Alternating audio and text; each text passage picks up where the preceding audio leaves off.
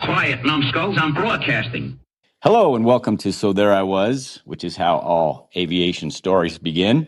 This is episode number 208, New Life for YL-37. A helicopter that's just a few months older than Repeat. Oh my gosh. I know, right? Yeah. What a fabulous story about this helicopter, which we had already talked about multiple episodes ago. 61, briefly. episode 61. Don't ever do that again.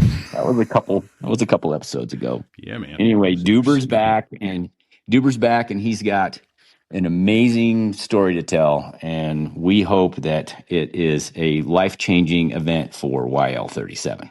Absolutely. And, while I'm at it, I mean, the helicopter looks better than me after 64 years, but, Oh my gosh. I'm trying to get some help there through our sponsor, oneskin.co. Thanks to them for sponsor. How's that for a creative segue, huh?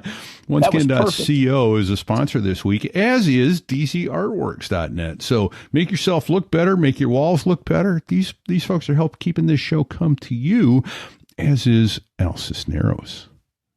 Yeah. Al, your financial advisor is going to be pissed. I just say that. I am very, very concerned about your financial judgment, Al, but we are so very humbled that you've donated. Thank you so much, because that was giant. Yeah, it was. Absolutely. So this is a fantastic episode. Going to hear all about YL-37 and how it's a new life for this airplane, but it's changing the lives of a lot of veterans who spent some time, were saved by it. And it's YL-37.org is the website for this. It's a flying memorial. And the website's amazing. Doober's wife did it. And the whole history is there, testimonials. There's one on the fallen ugly angels is one of the pages that they have. And if you tap on that and then go down and tap on the pictures, it gives you biographies of many of the ugly angels who have flown that airplane. And one of a Lance Corporal, I believe, who died in that airplane. So yeah, powerful. Powerful stuff. So God bless you, Doober, and your mission to keep this flying war memorial alive. It's incredible effort on your part, and we were thrilled to have him back. Yep. If you can, go to YL-37.org and throw your financial judgment out the window to him, too. That's right. And by the way, we're looking for a major benefactor for this project. So if you know somebody that's got more money than they know what to do with, this would be an excellent opportunity. It really would, because it changes lives. There's no two ways about it. There are people who get some real healing out of going and seeing this airplane and even getting a ride in it. So that's right. I think we get out of the way and let Doober talk about it. Let's do it. This here is a true story. Hey, don't sit on the collective. About crossing the pond at night in the world's smallest cockpit, on the tanker, through the weather. Oh, and to the tanker crew who did that, thanks a lot. We really appreciated that. I'm just kidding. No, I'm not.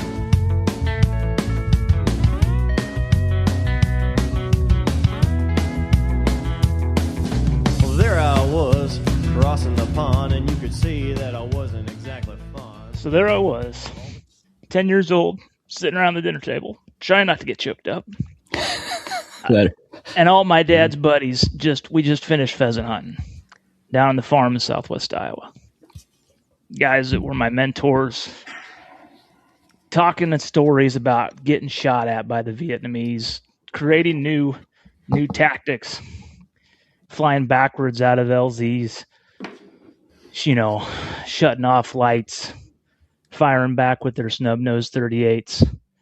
And my jaw is just on the floor listening to these stories, trying to figure out how can I get a little bit of piece of this when I grow up.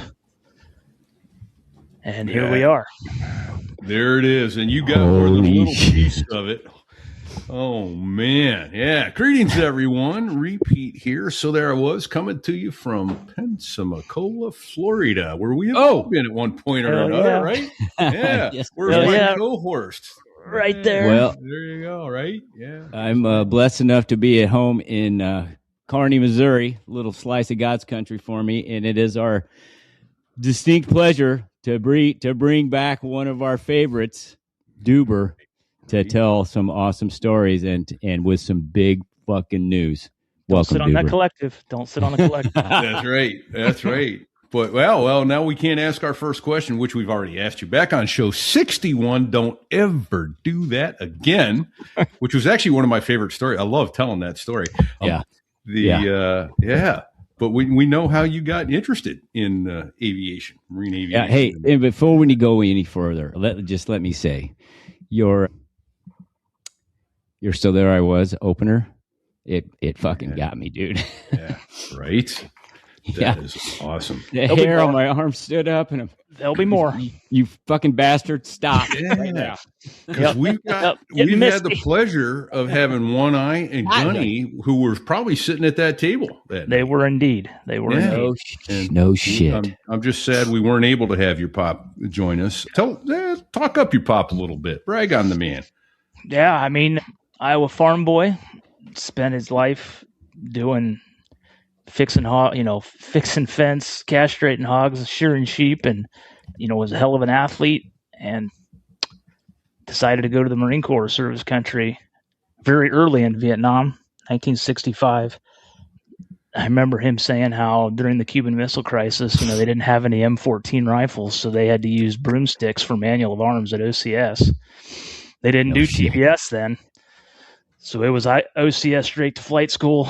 He went to flight school, wanted to fly helicopters, got to be part of the Ugly Angels, the old squadron, and went into Vietnam. 13 months in country, got shot down 11 times, got a Purple Heart. Came home, wanted to keep flying, raised a bunch of money, got some partners, and started flying with the Hughes 269. And then he bought a couple of Bell 47s, like the MASH helicopter, sprayed crops. Yeah. Bought an H-34, did heavy lift work, and raised 8 kids. Put us through college and whatever we were doing, and then I was the only one that of my brothers and sisters that wasn't colorblind. And I had to grow up and decide what I was going to do out of college, and I thought, hey, maybe I'll let the Marine Corps pay for my training. And right on. 20 years, 2 months, 28 days, and a wake up. Here we are. How about that shit? Well, there's that. But as I recall, you had your training before you got to the Marine Corps. Hence your story. Don't ever do that again. Don't ever do that again. Had twice as many rotary wing hours as your instructor. I can honestly say you're the only guy I know that's ever been delivered to a baseball game via helicopter to the outfield. Yeah. My son yesterday asked me if I could take him to the prom next year. And I said, we'll see. We'll see. Hey, before we go a whole lot further, I just want to go back. What did we say? Episode 61. 61. Do that again. We tied the bow on the fact that you flew CH-53s in the exact same squadron that your dad flew H-34. Correct. Yeah. Which is pretty badass. Very lucky, very fortunate. The stars aligned. Maybe a little help from some leadership, just because they knew that this was something that was so rare that you kind of got to capitalize on those things. And yeah. Oh yeah. Get a pick. Yeah, for sure. Well, and you're certainly trying to capitalize on it. I've referred to it a couple times now, so I feel kind of compelled if you would tell the "Don't ever do that again" story for folks.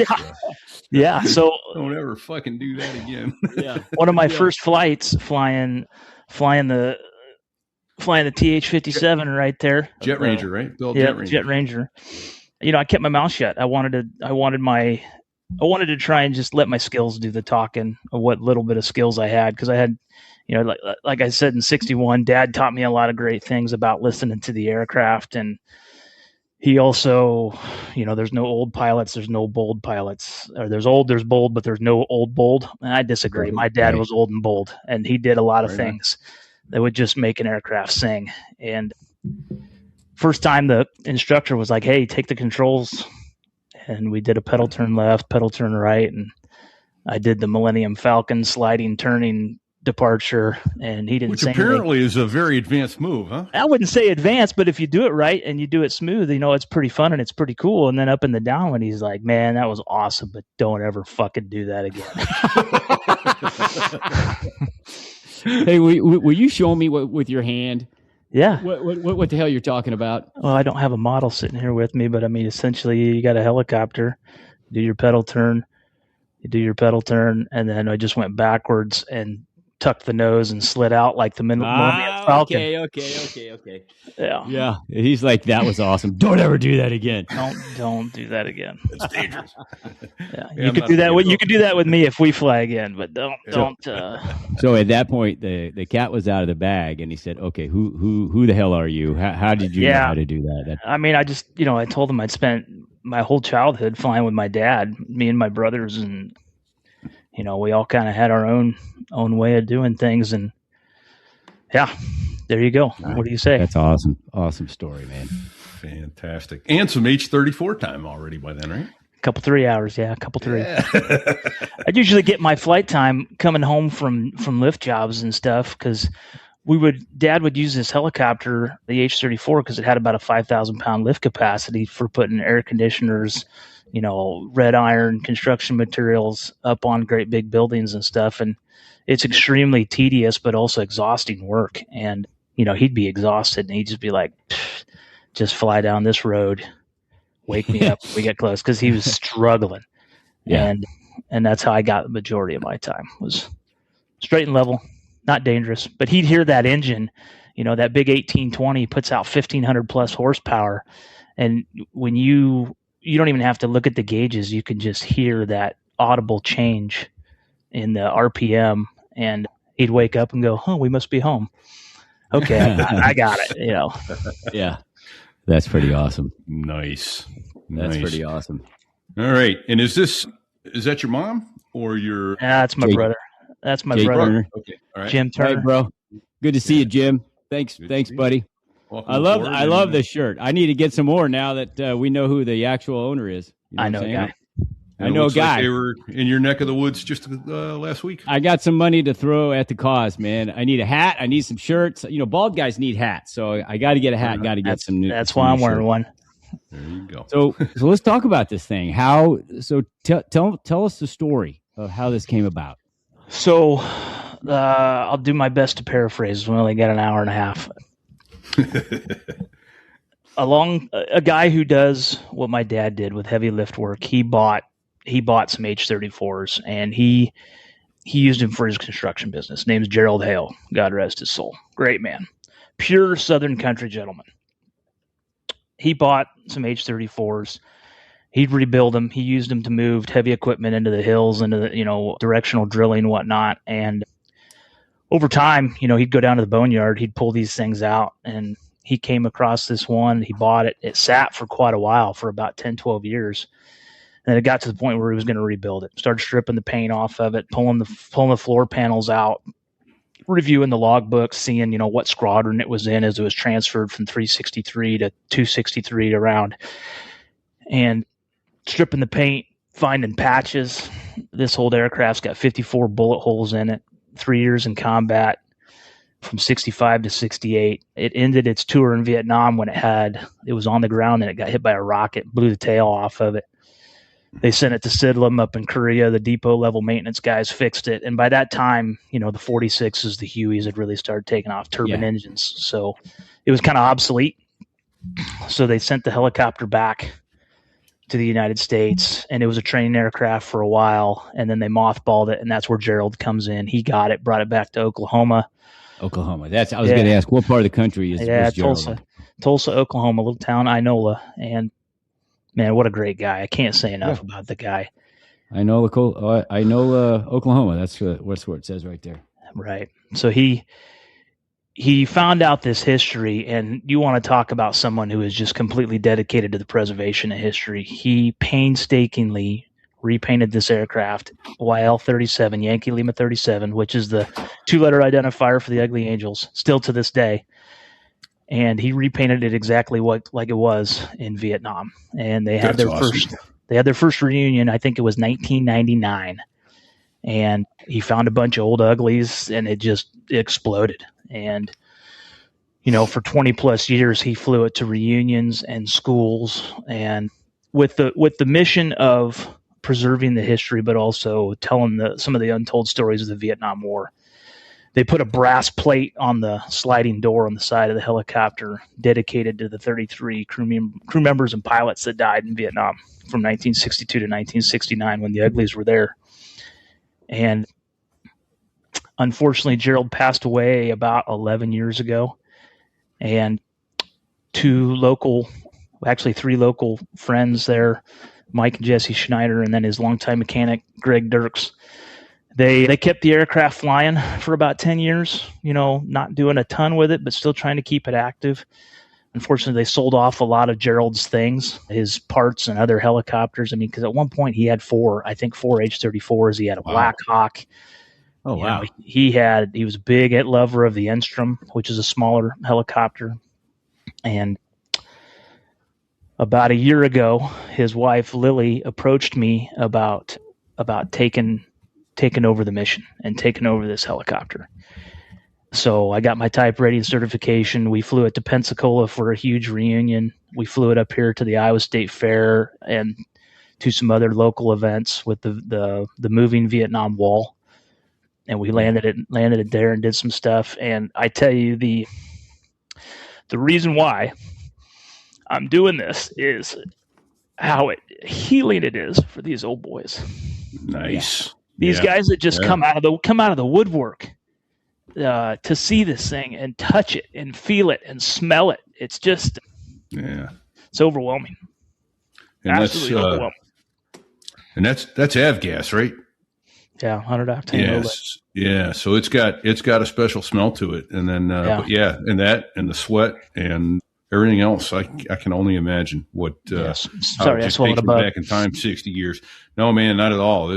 God bless you. And then that just shows me how much your heart is in the right place over this. That these are men who never got the thank you and never got the acknowledgement for what they did. They call signs ugly angels, but they were angels, man. They pulled a lot of Marines and a lot of soldiers and everybody else out of a real shit sandwich, to include 64. You're going to have to talk me out with One Eye, who literally left an eye in Vietnam. And I mean, the whole reason why we're doing this is, to honor my dad's legacy. Me and my brothers we've banded together with support from my mom, my wife. I mean, you want to talk about a social media friggin' Mack truck. Get out of the way. My wife is phenomenal at it. And I don't know if you guys follow our YL-37 Facebook page, but she schedules posts. I mean, she grabs things that I look at over and over again. I'm just amazed at how good she is and the people that comment and talk about their experiences. And I was just like, that's what we got to capture. I want to capture all these things. I want to get people in front of this helicopter. And I mean, she's got a beautiful history. It's an amazing airplane. She's got a lot of life left in her, and I'm going to fly it around the Midwest until I either go broke or, hopefully neither happens. All right. Well, it's going to try and get you there, I'm sure. But to what degree can you talk about what is this kind of cost? Because obviously you need either deep pockets or a lot of help from people who understand that this history is important. Sure. Well, the difficult thing about this is it's 1960s technology, late 50s, early 60s. This aircraft rolled across the assembly line in Bridgeport, Connecticut in 1961. So there's no more rotor blades. You can't. They're not rebuilding them. So I mean, if you can find good a rotor blade, that's $60,000-$80,000. Good Lord.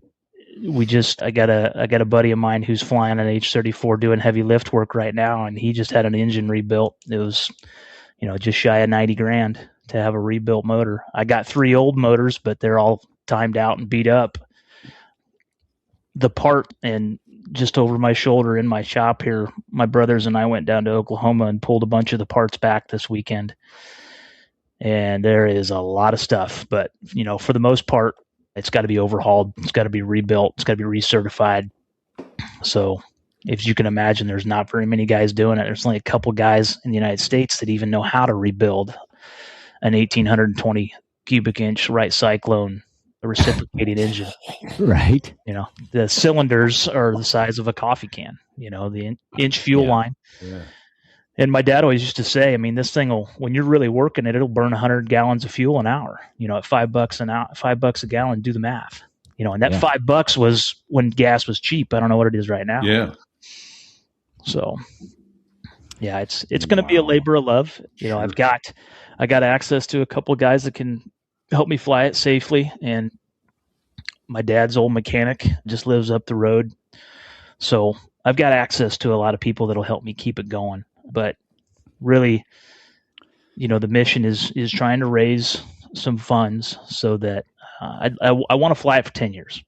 I'd like to fly it for 10 years. I need an operating budget of probably, somewhere in the neighborhood of $100,000 a year to be able to do that. And then, and it would predominantly be, you'd predominantly be taking it to air shows, for static displays. And well, I've got 12 events planned already in this year between going to memorial service at a cemetery just up the road here, a Memorial Day service down at Camp Dodge at the Army base, State Fair, the Iowa State Fair, which is huge. We took it last year and put it in front of, hundreds of thousands of people. Air shows. We're going to try to go to Oshkosh. Pretty good about putting money in your tip jar, so to speak. Some, yeah. A lot more people. We got an old ammo can that we put out there for donations, and we're selling hats and shirts. And Gerald created a children's book for it, which is really, really neat. I'll make sure you guys get a copy of that. Yeah, it's really neat. What about corporate sponsors, Doober? So we're working on that. We're talking to some FBOs about fuel sponsorship. There's some large, deep-pocketed farmers in the area that can hopefully help us out. And we're going to do a couple fundraisers, a 50-50 raffle, a reverse raffle here in Iowa. And yeah, there's the old girl. Look at that sexy beast. That's a good looking airplane. Putting it right up on the YouTube channel. Yeah. So let me ask a silly question. I'm going to show you, my ignorance, Doober, so you can laugh if you want. There's no such thing as a remanufactured or a new technology type rotor blade that you could put on that helicopter? You got to have the need. So I'll use the Sikorsky S61, which is essentially the H3 that I flew at HMX. Still a fairly predominant helicopter. There's quite a few guys out there that use them for heavy lift work because they'll lift about 10,000 pounds. There's a company called Carson Helicopters that's pretty famous on the East Coast or West Coast for doing heavy lift work, firefighting, and stuff like that. And they got a STC from the FAA to rebuild those into, I don't know if they're composite or not, but they've got a swept blade to them or a swept trailing edge tip. Rotor tip, and they were able to increase the lift by about 2,000 pounds, but the cost to do that is millions of dollars, because you've got to submit. You got to submit the drawings, the specifications, then you got to do flight testing. You got to put all the data. You got to put that package in front of the FAA, and then they've got to approve it. Yeah, and so an STC is a special type certificate that, and everyone is different. And you got to have enough aircraft to justify it, right? So there's three or four companies that are flying this helicopter with turbine engines in it, an S-58. The civilian version of an H-34 is an S-58 Sikorsky. Okay. And the T version has two PT-6s mounted in the front. And very, very efficient lifting helicopter, but you still have the max gross weight limitations of the airframe. So you're still only lifting about 5,000 pounds, but you've got a much higher power to weight ratio and, dead man's curve. You're staying on the healthy side of it rather than the bad side. But all right, got to ask what that is when you get. We don't have to do it now, but come back to dead man's curve there as far as the performance number. So you want to keep it original, yes? Absolutely. I want to keep it as close to original as possible. The only thing that this thing doesn't have on it, just because of the weight, is they were getting shot up so much in Vietnam because that engine on the front was just a friggin' bullet magnet. I mean, my dad flew out some that were missing cylinders. He flew one out that only was firing on 3 pistons once. and was able to create three enough out of power. Yeah, How's create that? enough power. How's that possible? Cheating death every day. Yeah, Talk about bulletproof, but man, damn. Oh. So there was a underneath the engine. If you bring up that other picture of the helicopter, there was a great big steel plate that went, because the oil cooler is right up underneath the motor, and that was how they were very susceptible to getting shot up, getting bullet holes in them. So right underneath the bottom of the motor there was a metal plate that went all the way from the left side to the right side of the fuselage. So that probably wasn't very. Yeah, that probably wasn't light. No. So I don't want to drag that extra weight around if I don't have to. I always say go to the bathroom before you get in it so we can save a little gas. Right on.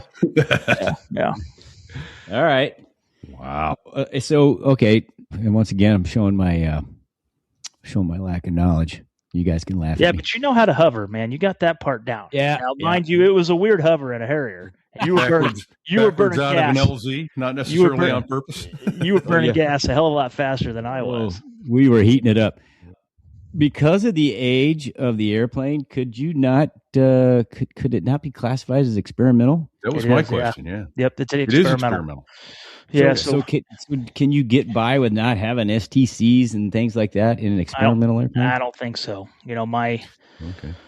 I'm probably showing my own ignorance there, but I don't think so. The few guys that I know that still fly, there's probably only, I think, 12 flyable reciprocating engine helicopters of this variant out there. The guys that I talked to you about in episode 61 out in Brewster, Washington that do the drying cherries, and then there's Hangar 58, buddy of mine down in, I think he's Oklahoma City, that does it.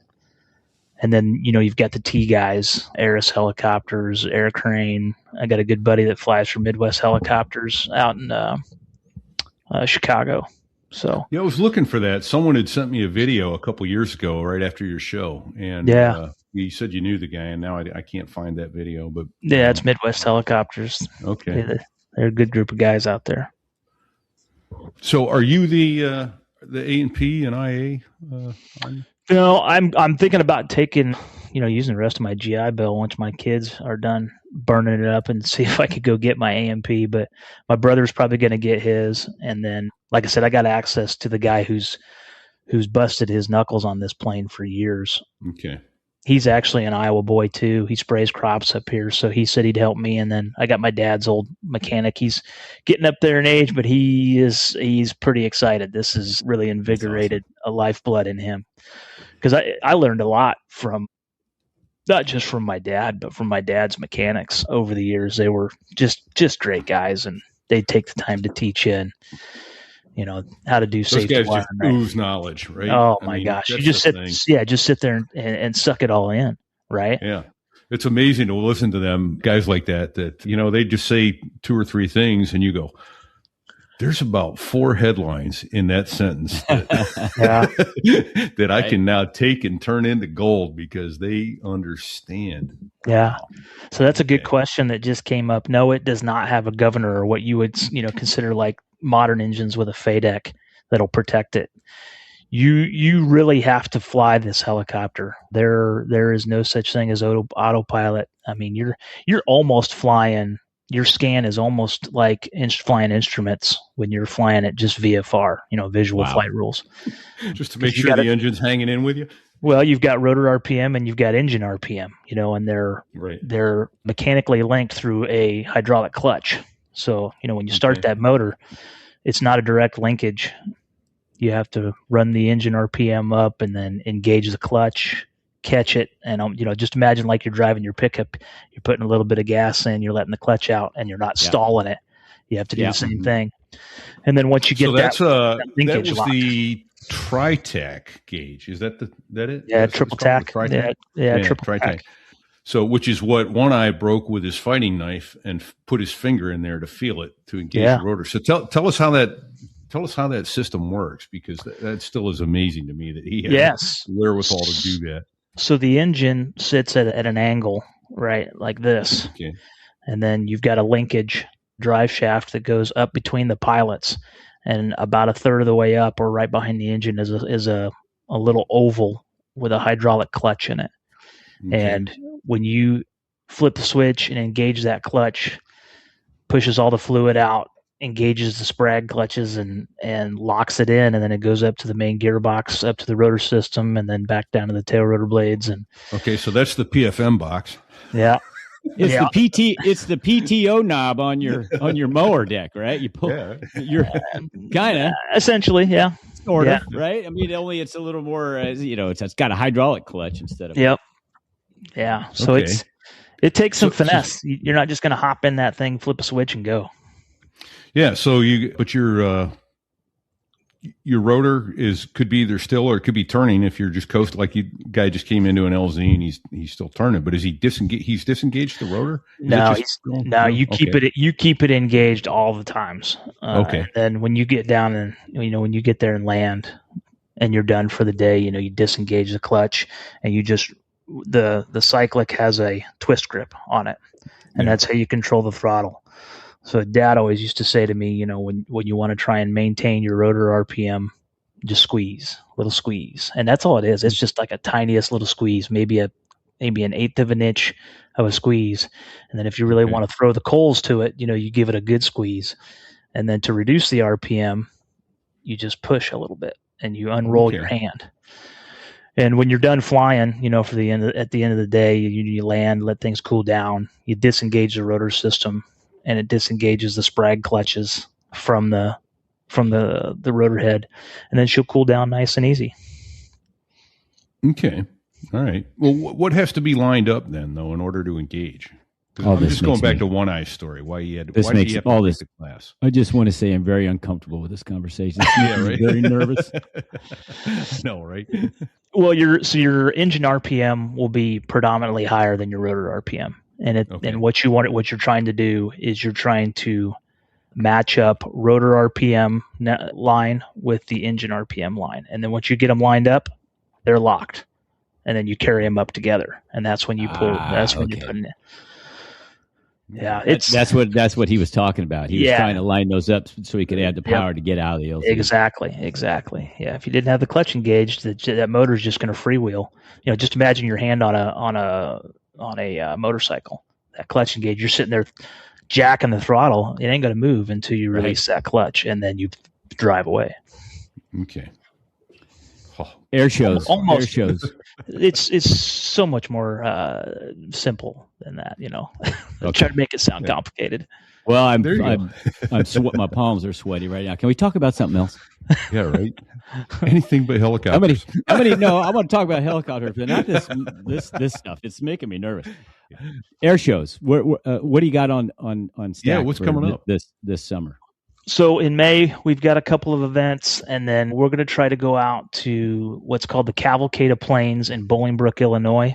They put together an air show out there June 6th and 7th. And then we're doing a big 4th of July, 250 years of being badasses and cashing checks. My parents, or my in-laws own a wedding venue and auction building here in central Iowa. So we're doing a big 4th of July brouhaha for that. And then I'll be down in my own stomping grounds in Griswold, Iowa, where I grew up, July 11th, Oshkosh, into July. And then back here in the Midwest for a local Old Settlers reunion in Maxwell, Iowa, at the Iowa State Fair. We're going to the Iowa Jeep Show in September. Where's that? Where's that going to be? That's in Garwin, Iowa. Gar with a G? Gar, yeah, with a G. Okay. If I can raise the money, and this is a big one. I don't know if you guys ever heard of Papa Smoke. Yeah. Yes. Yeah, so the Papa Smoke reunion is down in Houston at the end of September. But that's going to be a big hurdle because that's about 20 hours of flying. It'll take me 10 hours to fly from Iowa to Houston and back. And if you can imagine about $2,000 an hour, 20 hours. Oof. I just made Fig's brain hurt with that math, but yeah, right. It ain't cheap. Hold on, let me get my crayons out and put them on the window. Yep. Grease pencil. October 3rd, we're going to do something that I am extremely passionate about. If you get on the Facebook page or the website called The Final Salute, there's a lady here in Iowa Her name's Lene Stovers. I think it's Stovers. She approached us at the Iowa State Fair. She is a funeral director, and she has organized unclaimed remains for veterans. And she has a network where they find veterans that have no family members, no one to advise them of the directions for the funeral, what they want to have done. I was lucky enough to be asked by Lene to participate, and I was a flag bearer for one of the, I think, 20 unclaimed veterans that we put at the Iowa Veterans Cemetery in Van Meter, just west of Des Moines last year. And October 3rd, we're gonna fly the veterans, unclaimed veterans, from the service. Wow. Yeah, that's gonna be a big one. I'm really excited about that one. Yeah, that is awesome. Let me briefly state that if you want to help, you can Venmo. The Venmo address is at Uniform Alpha Mike Foxtrot 362. So UAMF 362 to help cover the cost for something as important. Can we put his and we'll put QR that Venmo code? Yeah, we'll put his QR code on. So there I was.us/episode/208. Is that what I said? 208. Yeah. Show 208. Yeah. Yep.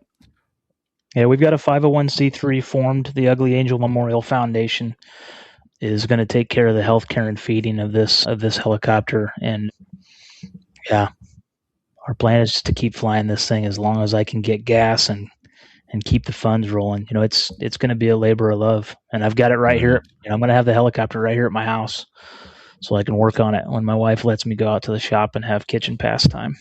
Right. Beautiful. I love that. Oh man, asking if your ads be capable. Is that? I don't think that's required yet. Everywhere in the States. Are you ads B? Not even sure what that. Oh, ADSB. Yeah. We've got ADSB in the helicopter. It just typically when you're flying 1,000 feet and below, ADSB ain't hitting a whole lot. No one cares. No. Yeah. So, although one time I was traveling cross country in my Tiger, and ATC comes up and goes, "Oh, we got an unmarked. We got a target down there. You're 2 o'clock low, whatever." And I was able to give them, "Oh, well, this is his tail number. This is I see him. There's all off the ADSB." So it was, they're like, "Oh yeah, well, we're dealing with FAA technology here." So I send it to my wife and my mom so they can track me and stuff like that. But then the last event we have planned before we put the old girl to bed for the summer is Veterans Day, and I'm going to fly it into where my kids go to high school for a Veterans Day ceremony at West Marshall High School. They don't know that yet. I haven't asked them, just telling them that I'm going to do it. And then we're going to take it over to the Iowa Veterans Nursing Home in Marshalltown is the plan, and land it over there and go see some vets. And then I want to fly it down to the Veterans Cemetery in Van Meter and do a flyover is kind of my plan for right now. Yeah. We've got 12 events planned, maybe even 13, which is, it's going to keep us busy. Me and my brothers are going to be humping. Yeah, that's got a full schedule. Yeah. Yeah, cheap too. Almost no cost to John Q. taxpayer. Right. So it's all private donation. Yeah. And that's we need to get the word out about how we can spread the word and get some donations so you can keep this artifact flying. Yeah.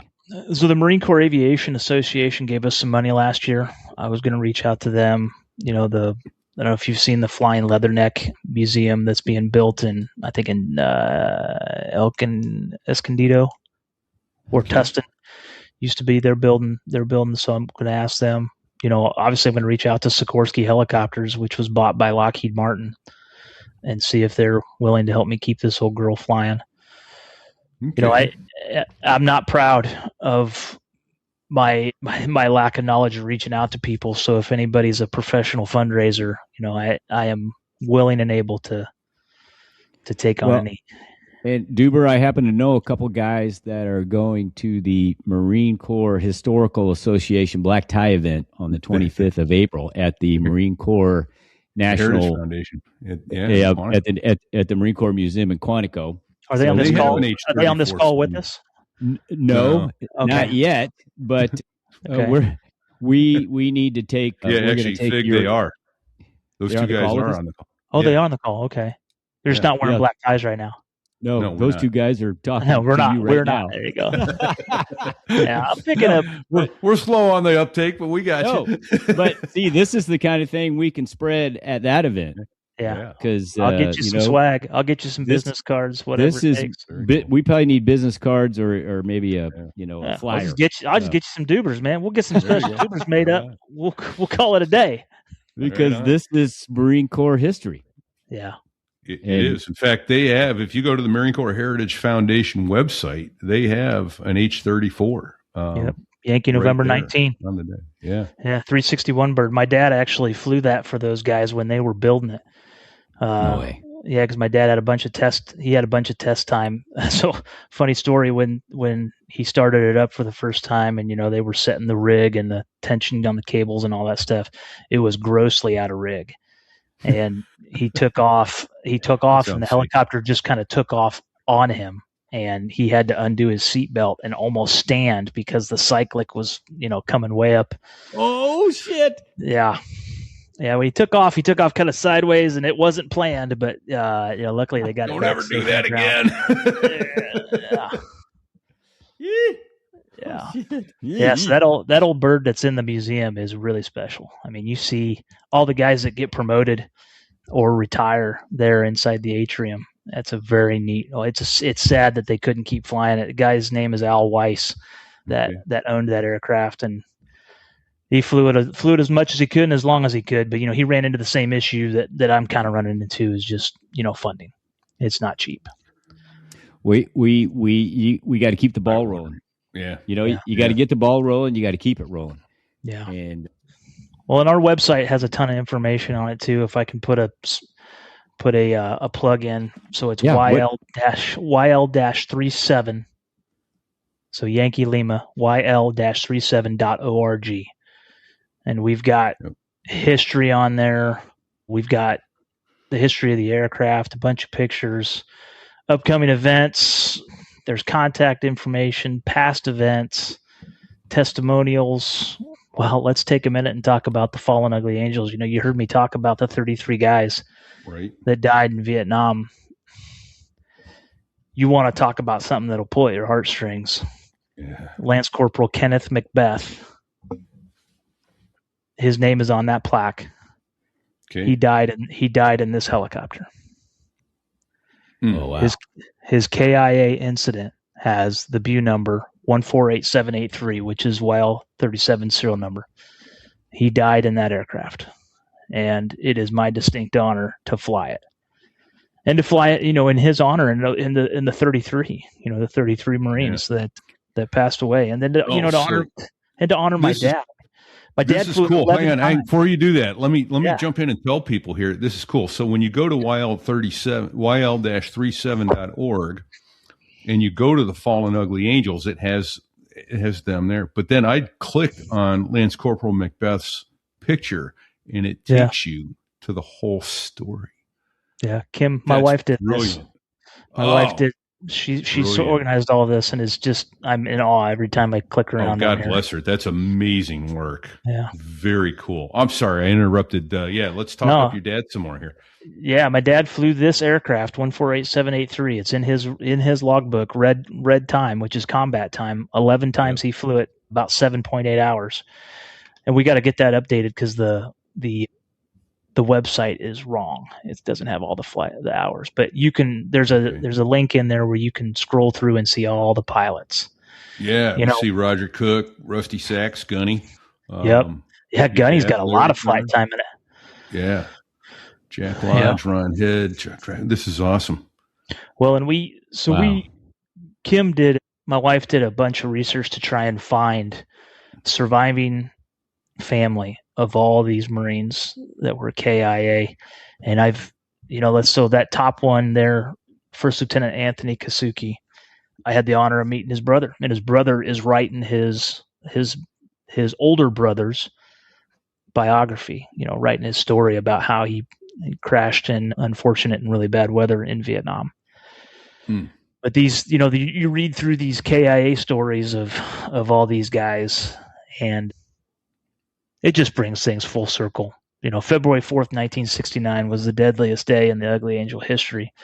It was right before the squadron was getting ready to shut down. And they had a midair collision and killed 8 Marines, unfortunately. Oh, man. Just absolutely, yeah. Do you know, I've got a question you probably don't know the answer to, but I have to ask it. Is he the pilot that was One Eye's co-pilot that One Eye thought was dead? Because no, he said that he thought he was dead and he died in midair. I don't think so. Okay. I don't think so. All right. Had to ask. Yeah, I'd have to ask Ben. Yeah, Ben's still kicking. Try to talk to him every now and again when I can. God bless him. What an amazing show that was. A lot of fun.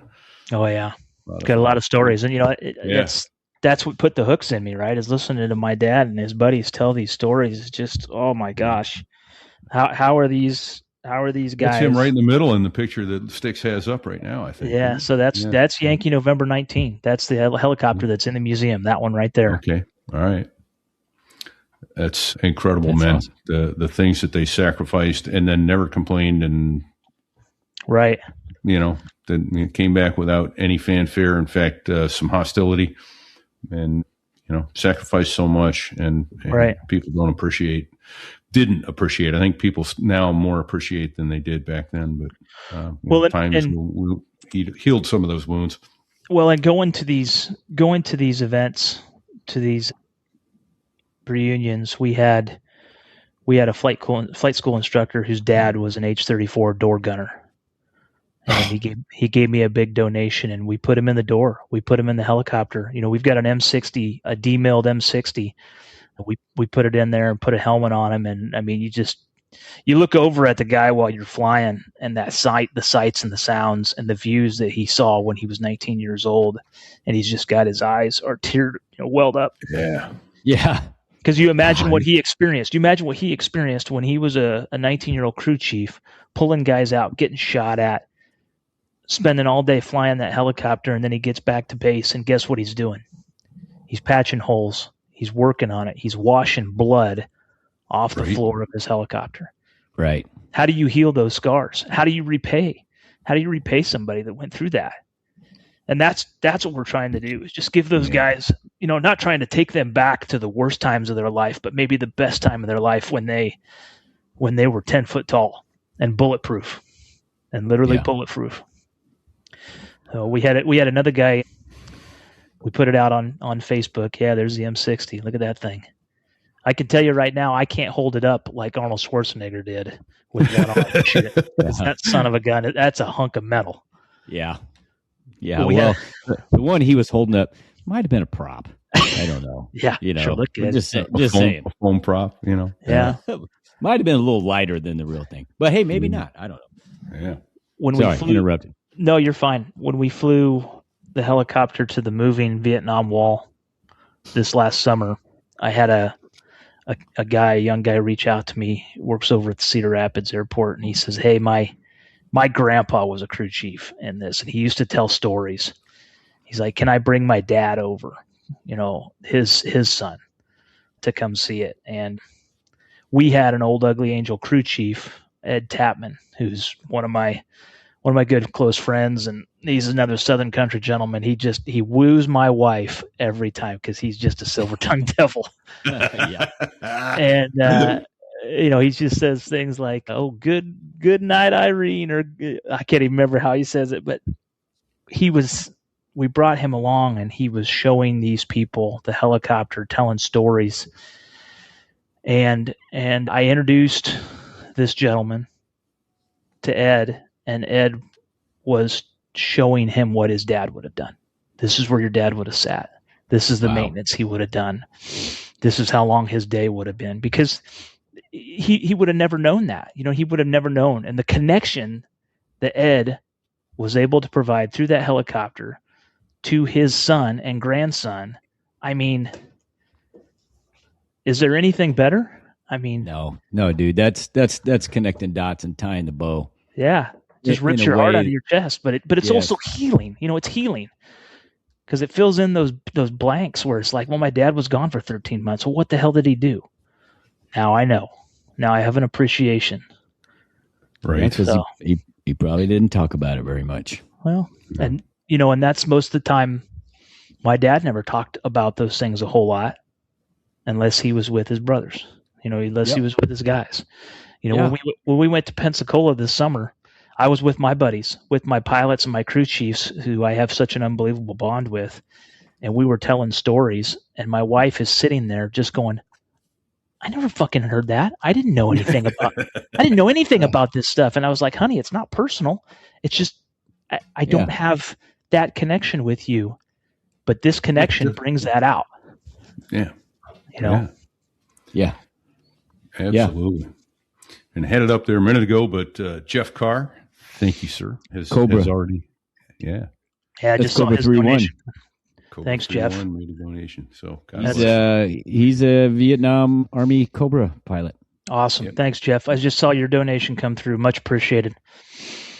Much appreciated. He was a guest on our. I don't know his number off the top of my head, but it was an awesome interview. And he's my cigar smoking buddy now. right on. Oh. Yeah. I've got my computer sitting on my humidor right now. He went for his 55-year follow-up. But he was minding his own business, flying his helicopter, and there were body parts flying around in his cockpit. And you go, who the hell's body parts are those? Oh, crap. Yeah. I know that guy well. Do you live in a neighborhood, Fig, or do you have acres? I live in a neighborhood that everybody has a big lots. Okay. I live on 6 acres. Big enough to land a helicopter? I was thinking that, and All I need is a lat long. how much room? I got a lot of trees. I planted a lot of trees. Yeah, but I'm at the end of. Do you like those trees? I'm at the end of a cul-de-sac. Oh, perfect. Could you put it down in the cul-de-sac? Absolutely. I could do anything once. It's probably a terrible idea, but you could do anything once. Yes. Right. Well, give me your lat long anyway. If we on our way home, our way back here, maybe we can fly by your place. Yeah. We need to get you guys either in the aircraft or around this thing because. Well, I've technically been in it because I climbed in it at the air show. Read the plaque, threw some money in the bucket, bought a T-shirt. It was hotter than Hades, and I don't remember the guy's name, but he was the guy that flew it up there from Oklahoma. Yeah, either Jesse or Mike Schneider. And I thought that what was cool. I was drawn to it because I knew it was there, and I knew it was from your dad's old squadron. Yeah, and this was after we had talked to you. So okay. I got to go see this thing, right? Yeah, and that's what got me down there. I drug my poor daughter with me. It was like 115 degrees that day on the ramp, and I wanted to stand there and talk. She was leaking out of every pore, yeah. So I don't know, but I did. But I mean, I never saw it running. It was just sitting there static. It had a lot of people around it. Wanted to smell it and touch it. And sure, it's pretty awesome. Yeah, so your brother says he owns a chainsaw. You can clear an LZ there. There you go. Yeah, this whole endeavor is just about legacy, right? It's honoring those 33, honoring my dad, honoring my old squadron, and then figured out a way to pass this on. Yeah, I would think Sikorsky would want to throw some serious money at this just for the goodwill and hey, look, we've got a 64-year-old helicopter that's still going. It's been shot up and it's just going. It's what we make, quality stuff. Sure. You listening, Sikorsky? If old Igor was still alive, he'd be flipping some Benjamins at us. Right. Absolutely. But it's cool. I had a chance to fly my kids. I had my granddaughter in this. I mean, you want to talk about my father's great grandkid. So that's man, pretty badass. Nice. Pretty Are cool. you able to offer rides to others for a fee? Like I know the we have Foundation. Yeah, we have. Collins we have Foundation does it. Being experimental, we got to be careful what we do. Everybody's got to be obviously in a seatbelt and all that stuff. But we'll make them sign a waiver, and it's a zero fail mission. I have to fly this very conservatively this is Grandpa's Cadillac. You know what I mean? I'm not Yep. gripping and ripping. We're flying smart. We're using crew resource management to the next level. Me and my brothers will talk through every decision, and we will, we'll have somebody on the ground. We'll have a fire truck on the ground to the max extent possible. We'll make sure the LZ's clear, a good comms into the wind, no loose things flying around. We just got to be very, very smart. And that's going to be our goal, is to do this as long as possible. Well, two things. I'm wondering if something like the Collins Foundation might be worth talking to see if they would bring you into their fold. I don't know, to help, because I don't know how they do it. What is that? What is that? I'm just thinking, well, I know they have a B-24. I think that was their B-17 that crashed in Connecticut a couple of years ago. Oh, yeah. They've got a 24 and a 25. And I got a ride on their 24. I just happened to run into one of the guys who was at my airline. We wandered into each other not knowing each other, in the crew room, or not the crew room, what do they call it? The big first class lounge. I was going to Europe. He and his wife were coming back from Europe. I'm like, there's nowhere to sit. Lady, do you mind if I sit here? How many of you? Just me. Yeah, sit down. My husband's at the bar getting something to drink. He'll be right so back. you made her get up so you could take her chairs? Are you telling me? Oh, well done, sir. Well done. Well done. Yeah. So we get chatting, and what are you doing? I'm going to Europe to pick up an airplane and fly. And what are you doing? Oh, we're coming home from vacation. And he says, well, what do you do? I said, well, bead window here. I go, well, I fly for FedEx. He goes, oh. He looks at his wife, goes, small world, huh? And I'm thinking he's a ramp agent, a courier or something like that. Sure. Bag man. What do you do? He goes, yeah, I fly for FedEx. Really? And 2 weeks later, he was happened to be in Manchester, New Hampshire, and took my son out of school. We wandered over and got a ride on a B-24. Nice. Yeah. But they do, yeah. They charge $400 for I don't know, like a 15-minute ride. Yeah. And so, which is, For $400, I'll let you sit in the co-pilot seat. Yeah. Right. There you go. Yeah. not gonna start it or anything, but I'm just gonna let you sit. I didn't say anything about starting. Yeah. So, thinking of which, I think Styx is trying to find a way to make his way out there and do that. He's got some rotor time, so I think he's jonesing to just sit in that seat too. So yeah, well, flying a helicopter mechanically, regardless of what machine it is for the most part the same.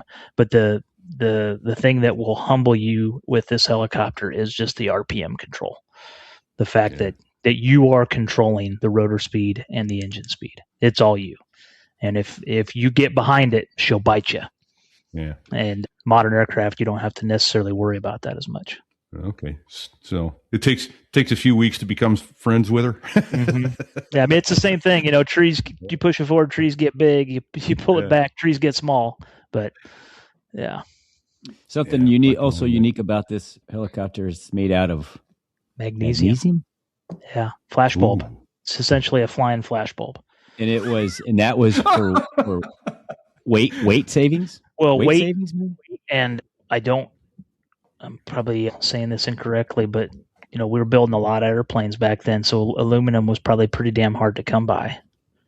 Or maybe we didn't even have the technology to make aluminum then, because when you look at fabric, not long before that was what they built things out of, Yeah. Yep. Well, there's our show title. It's a flying flash bulb. Accurate. Fantastic. Oh man. Speaking of money though, we need to take just a moment here and thank Derek Combs over at DC Artworks for helping us bring this show to you, everybody. So let's do that and then finish talking some more about this wonderful project that you're doing, Doober. Awesome. So there I was trying to explain to someone why the stuff on my wall matters. It's not just decoration, it's identity, history, stories. Then I realized most people don't even know what's possible until they actually get to see it. That's where DCArtworks.net comes in. If you've got a wall in your office, your hangar, your shop, your bar that feels unfinished, go take a look at DCArtworks.net. This is a veteran-owned shop run by Derek Combs, and what he does is take steel and turn it into something that actually means something. Not mass-produced decor, not something you scroll past. These are pieces that make people stop and ask questions. Everything starts as precision, laser-cut steel, then gets hand-finished. The result is clean, durable, and built to last. But more importantly, it looks like it belongs somewhere important. And here's the part most people miss. What you see on the website is just a starting point. About 95% of what DC Artworks does is custom work. Squadron logos, call signs, aircraft silhouettes, unit gifts, business branding, personal pieces, things you literally cannot buy anywhere else because they don't exist anywhere else. And then someone has that idea and reaches out to Derek. That's the move. Don't just scroll the site and think, that's cool. Scroll the site and think, what would mine look like? Because once you start that conversation with Derek, you very quickly realize how many directions this can go. Materials, finishes, size, layout. He'll walk you through what works and what doesn't, and what's going to look right on your wall. And that's when it clicks. You're not buying something off the shelf. You're creating something that's yours. I've got a set of naval aviator wings from him that are 2 feet across, and I can tell you this. Nobody ignores them. They stop. They ask. They want to know where they came from. That's the difference. So here's what to do.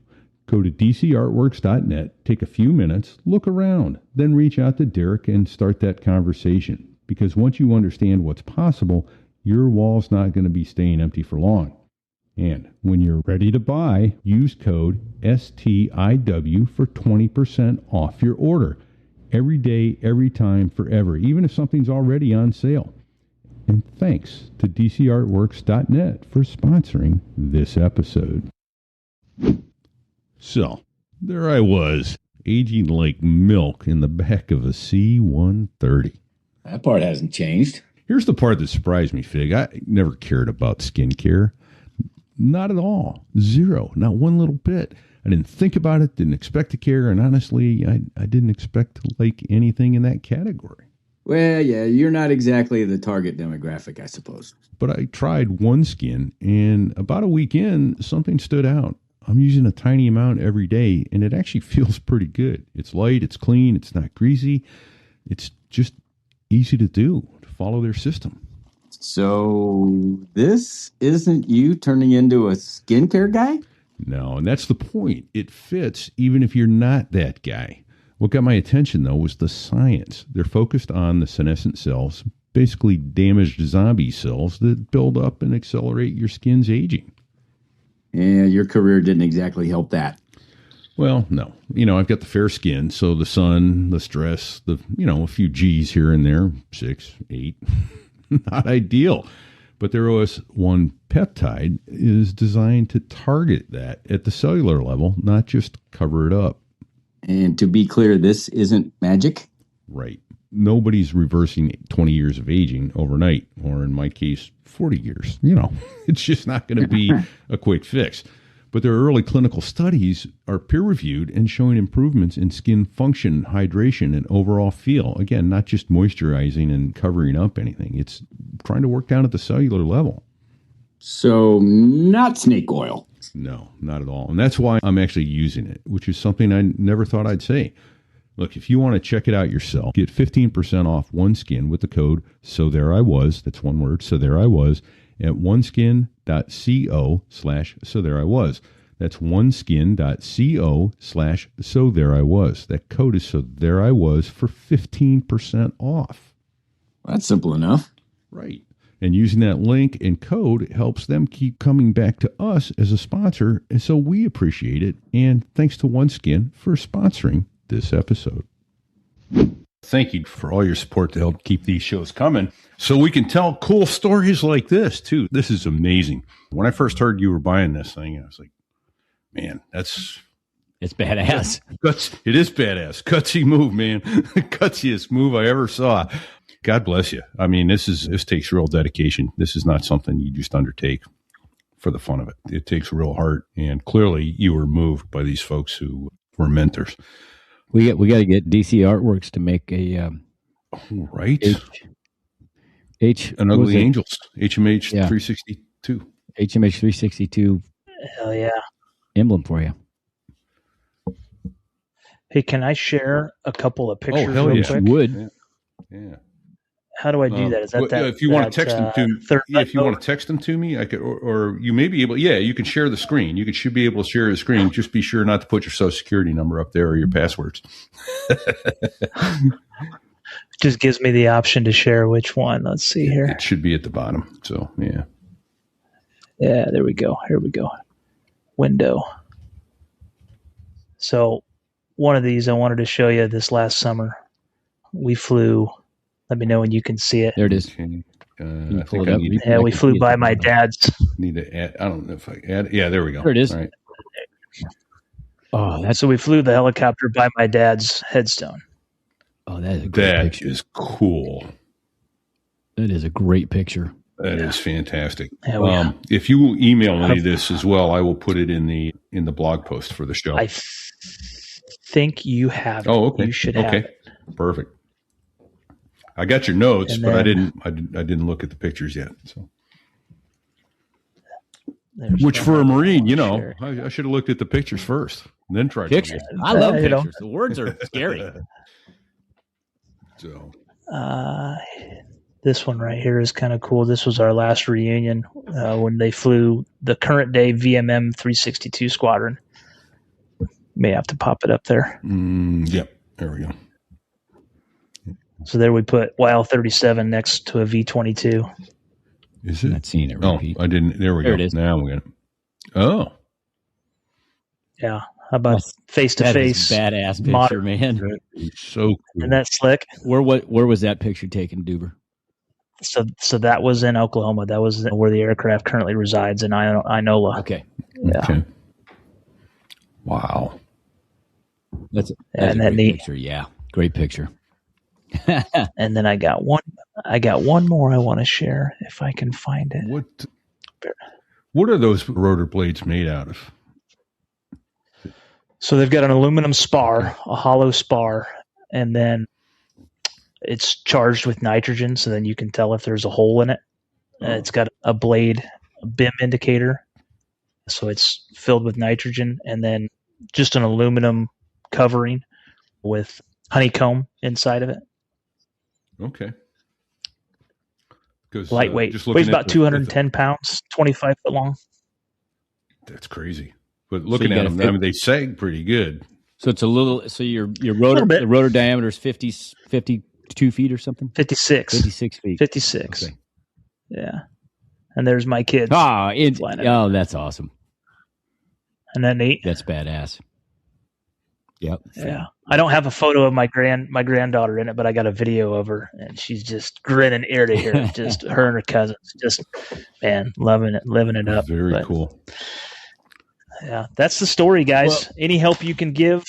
Well, we Love gotta make sure you keep this legacy going for a decade, and then help you pass it on to the next. Yeah.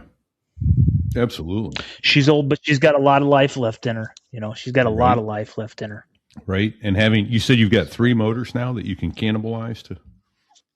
Yeah, I got 3 motors. Believe it or not, I got 23 main rotor blades, but only about 4 or 5 of them have good paperwork. I've got just stacks and stacks of old parts, generators, alternators, magnetos, spark plugs, condensers, hydraulic lines, hydraulic pumps, rotor heads, dampers, trunnions, pitch change rods, tail rotor blades, tail rotor gearboxes, intermediate gearboxes, tail rotor That's disconnects. a lot of parts. I was going to That's say a parts is lot, parts. Parts is parts. Yeah, Oh, there's a lot. that's a lot. There's a lot. It's a lot. I know it's it does seem like it seems like a monumental task. It seems like it's Yeah. almost overwhelming, but I got a real good feeling about this, dude. Yeah. What choice do I have? How do you pass something You like don't. this up? You don't have a choice. You're I going to can't. do this. I'd never be able to forgive myself. I've been blessed with just an amazing opportunity, and I'm going to do everything in my power to continue to rock and roll this. And thankfully, my brothers have committed to basically canceling their personal lives and helping me. That's pretty badass. Personal lives you are know, overrated. My silent partner, who will remain nameless, is going to fund every bit of this as she can help too. That's awesome. Mom, Yes. Nice. Where are you in the hierarchy of all the brothers and sisters? As far as I'm the baby. You're the I was baby. the Okay. accident. Yeah. I'm 7 years between me and my next oldest brother. You don't have a kid at 42. You don't Wow. do that. Well, you were the gift that just keeps on giving, and just here you are. I went past the catcher. All the way to the backstop. Yep. I love that. That is really great. And I'm not. You know what? I'm first of all, I wasn't shocked when I heard you got that helicopter. In the back of my mind, I almost envisioned that was happening anyway. Isn't that weird? Yeah, I wasn't shocked at all to find out. Yeah, neither was I. I was like, he's nuts, but no, in a way, I think you have to be a little crazy to take on this task. It's monumental. It really is. Well, that, and you have a connection to that, and it's this big. It's a deep connection. It's not a. Yeah, and that's what I have to. That's what I have to uphold. Right. That's. Yeah. It's not a cross that I have to bear. It's a cross I get to bear. There you go. Is the best way that I can describe it. You know what I mean? That's awesome, dude. Yeah. That's a great way of looking at it. And I'm proud of you because I've seen the helicopter up close and it moved me, and knowing that you're going to keep it flying, it's really badass. Really, I want to do everything I can to help you make this a awesome experience. Well, the owner of FedEx, if I remember correctly, was a Marine, right? So, yeah, and sadly, he has crossed the Rainbow Bridge. Passed away, right? Yeah, a little less than a year ago now, but yeah, he was. Was it? Yeah. Okay, I didn't realize it was that long. But no, I'll see if I can reach out to one other guy. He's long since retired, but he gave me my IOE in the DC-10, and he was an H-34 pilot in Vietnam. You know what we need is a tech by the name guy. of Frank Fado. Frank, if you're listening. we need a tech person who's made more money than he'll ever know what to do with, who has a father, uncle, grandfather that was a Vietnam veteran, and he could make a donation to your 501(c) that would keep it running into perpetuity, and this person would never even know the money's gone. That's what we need. Yeah, right. That's the friend. That's the friend I would like. So everybody, put your feelers out and find that person, because that person's out there. I guarantee it. Absolutely, I guarantee it. And I got a Doober with your name on it. And listen, there's not too many of them left. I mean, they're getting shorter and shorter to come by. Yeah. Right? Yeah, for sure. Considering you had so many, that's impressive too. Yeah, no kidding. All right. Well, you know what? Now we got to tell people that haven't listened to Show 61, what is a Doober and how'd you get the call sign? Yeah. Good story. Blue Angels came to Hawaii for the first time in about 20 years when I was out in Hawaii with HMH 362, and CO and the XO were like, listen, buy everything you can get your hands on, hats, shirts, koozies, whatever. And I had a vendor come up to me because I bought a bunch of crap from him, and he's like, man, you got to try out these things called Doobers. And I'm like, oh, what the fuck is a Doober? And it's just, it's this little neoprene sleeve that goes on the back of a hat. I don't know if it's even got instructions. Look at that. Nice, yeah. All right. It tells you how to put the damn thing on. It's probably a little bit. It goes on the strap on the back of your trucker's hat. Yeah, it goes on the back. What's it do for you? What's it actually do for you on the back of your? Absolutely nothing. Absolutely nothing. It puts a decoration on the back of your grape. It makes you look like NASCAR. There you go. You know, you'd like to put a sticker on everything. So I told the guy I'd buy a gross of them, and I was expecting that to be like 144, and we got like fucking 12,000 of them, and we didn't fucking sell any of them. We had 14,000. It was so bad. Yeah, a gross of grosses. Oh, dude. So the staff NCOs, I was pitching what we were going to sell, and the staff NCOs were like, "Doober, that's your call sign." Boy. So it stuck. That's awesome. That's awesome. Yeah. It could have been a lot worse. Right. Could have been a lot. It should have been a lot worse. Right. Yeah. Well, it's a great story. It's a great call sign. You're a fine American, a good Marine, and now you have a very expensive. It's not even a hobby; it's a passion. Yeah, for sure. We're going to get it done. It's the owner, Gerald, everybody asked him, what's your plan for this aircraft when you get up there in age or when you're retired, and he told everybody that he had a plan, and then everybody but you, right? My dad asked, yeah.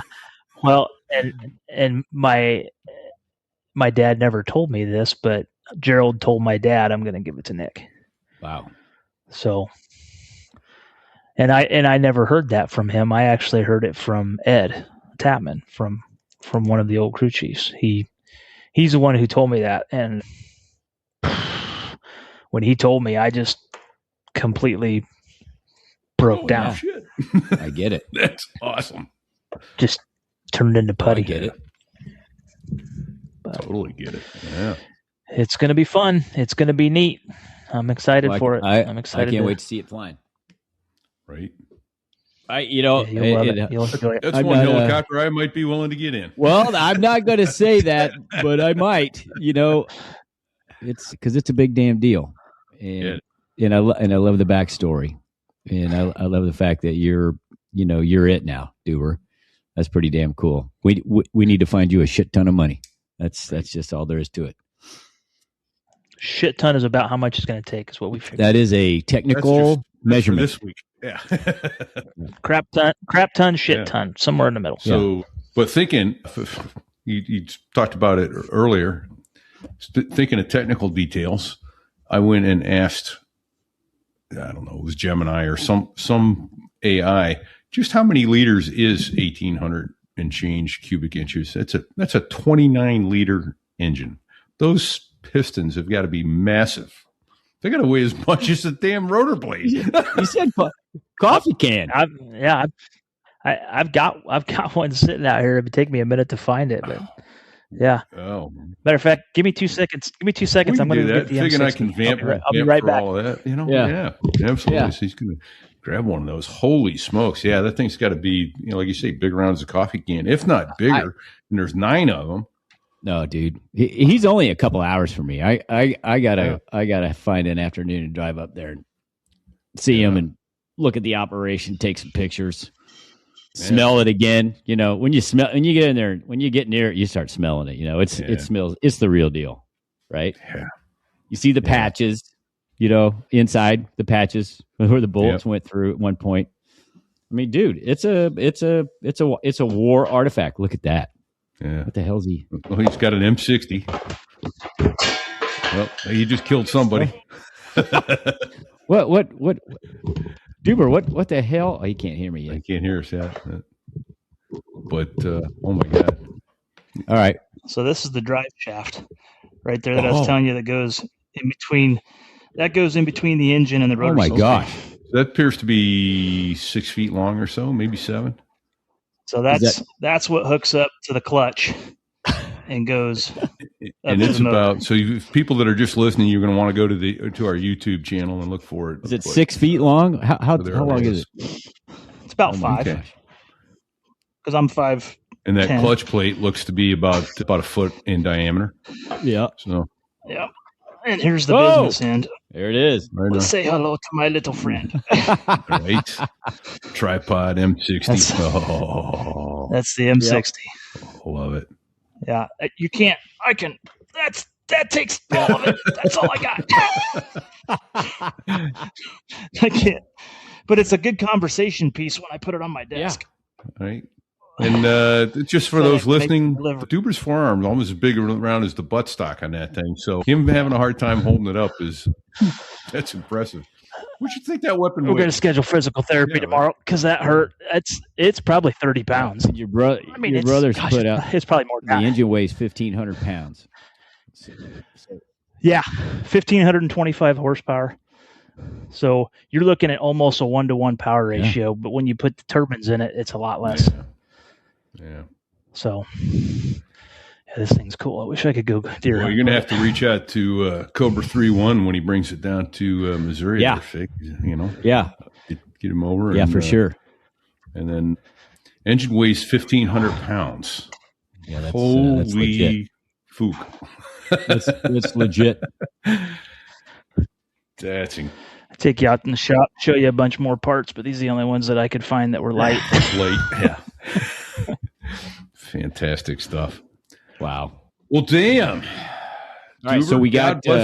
Man. We're going to be able to put there. Oh, look at that picture. So that's it, all opened up. Yeah. Yep. Got the hood open.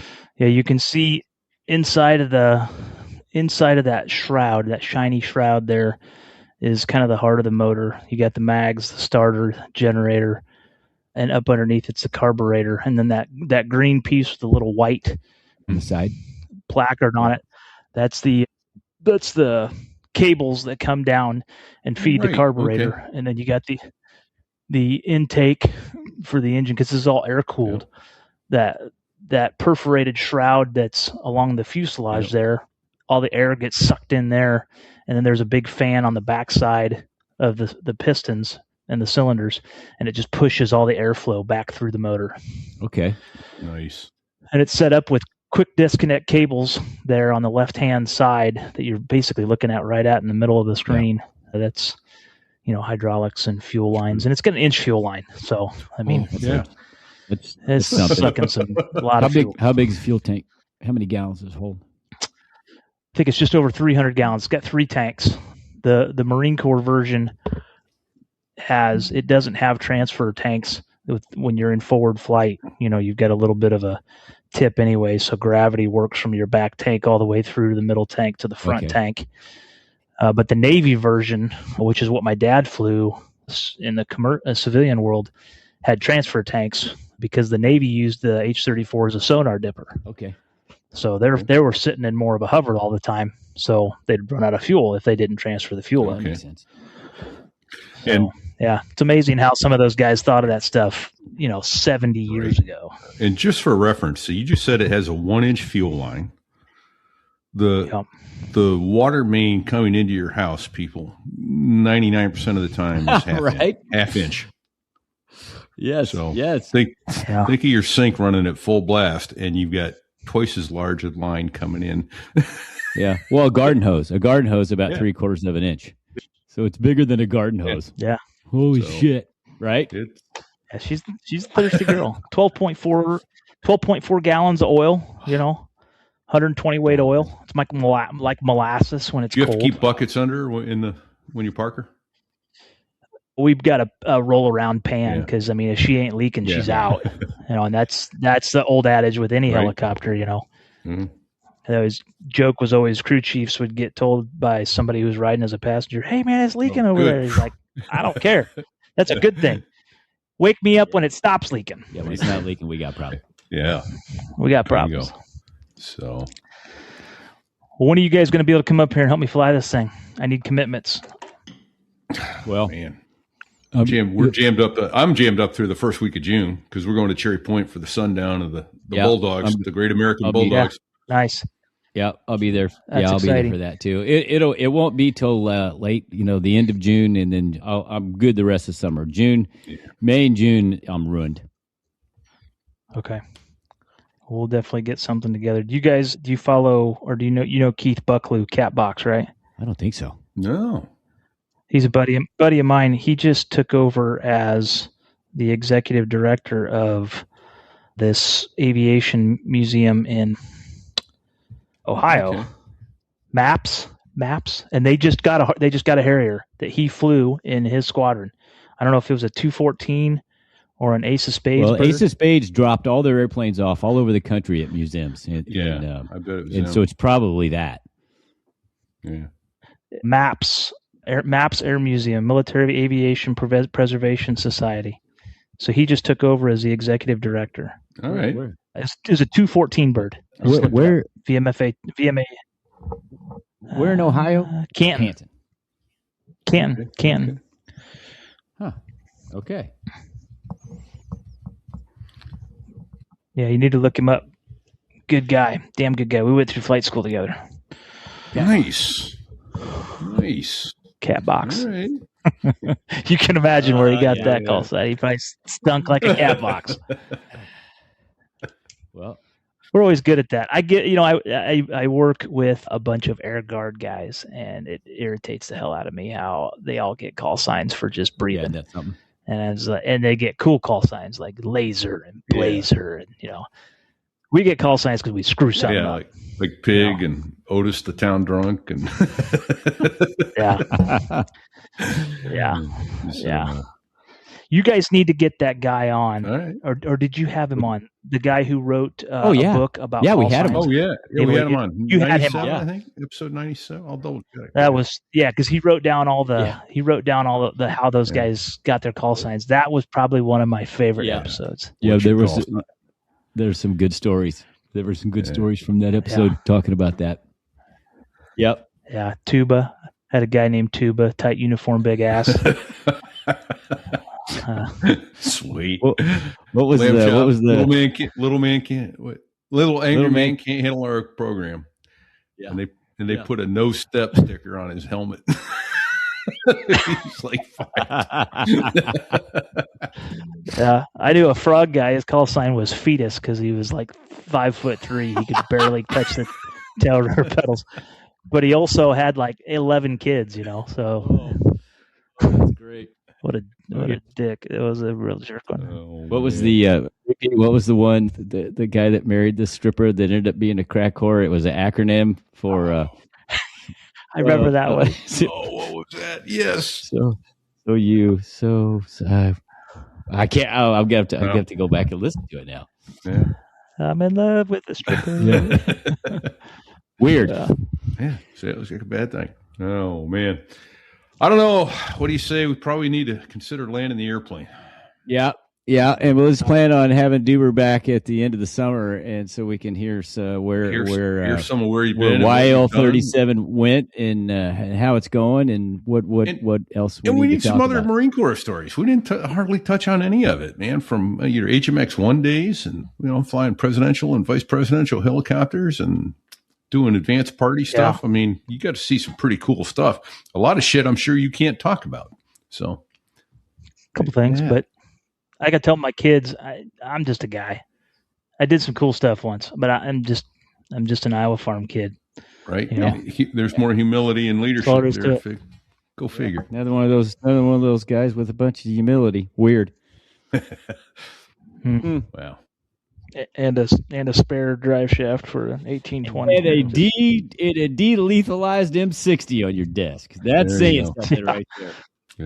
I use this as a hat rack. This thing's massive. Yeah, pretty bad. Fantastic.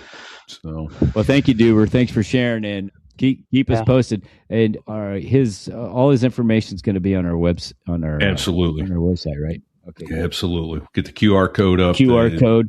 The website address YL-37.org. We'll put that up there and some cool stuff. So, well, Doober, thank you for your service. Awesome. We are deeply grateful to you for that. And thank you to all the families out there who help the service members do so distraction free. You sacrifice as much as the service members often, sometimes more. Missed anniversaries, birthdays, funerals, weddings, all that stuff. And so thank you. We got to send out a shout out to Dave Hamilton, backbeatmedia.com. Absolutely. He's the guy that helped us put it all together, right? Gave us the bandwidth and the know-how, and really gave you the bandwidth and know-how. I just show up and talk. Well, there's that, but good thing you do, because I couldn't do this shit alone. Oh. So thank you, Dave. Appreciate all your help and CashFly for the bandwidth that makes that happen. Then there's the folks over at patreon.com. So there was.us/Patreon. If you want to defy your financial advisor's sound advice and help keep this show going, check out over there or go to there was.us/donate. And there's options for direct donations through Venmo and other such things.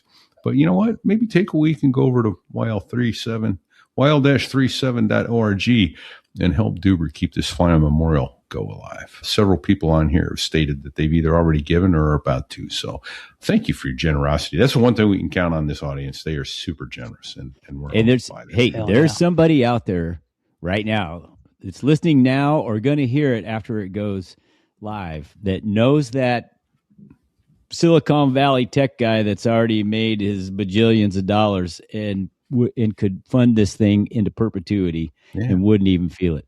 So let's make that happen. For you, man. A great tax let's make that happen. Yeah. Come on. All right. Heck yeah. All right. Hey, hold on a second. Wait just 1 second.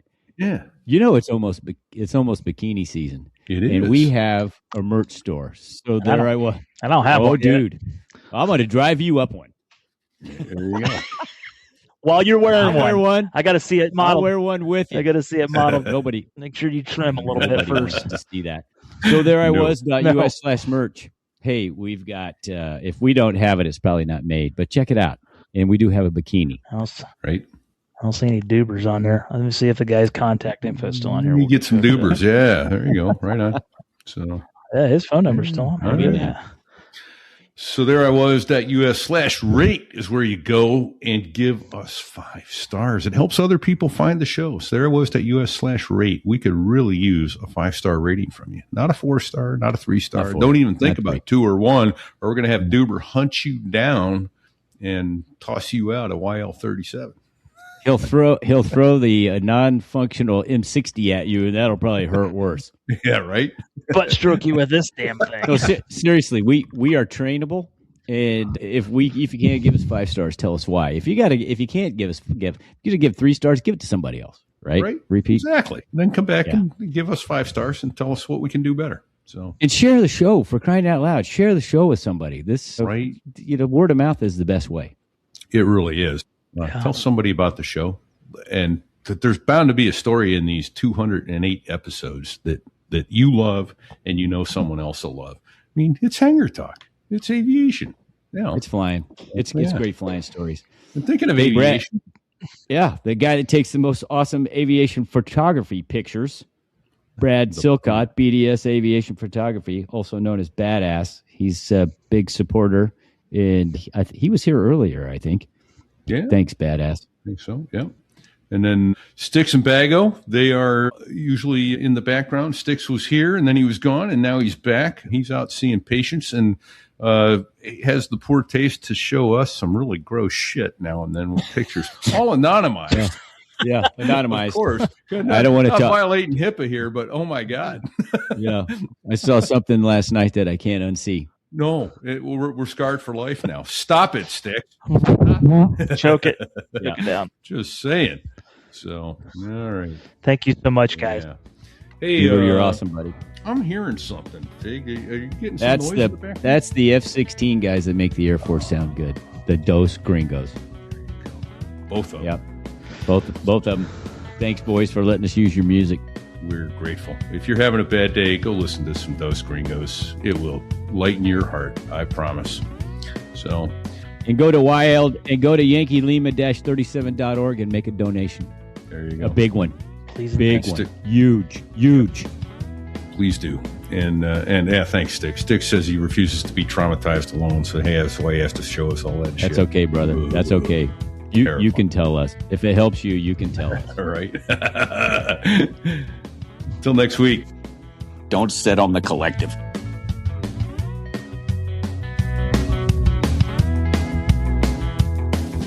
Well, there I was, crossing the pond, and you could see that I wasn't exactly fond of all the shit I was wearing on that day.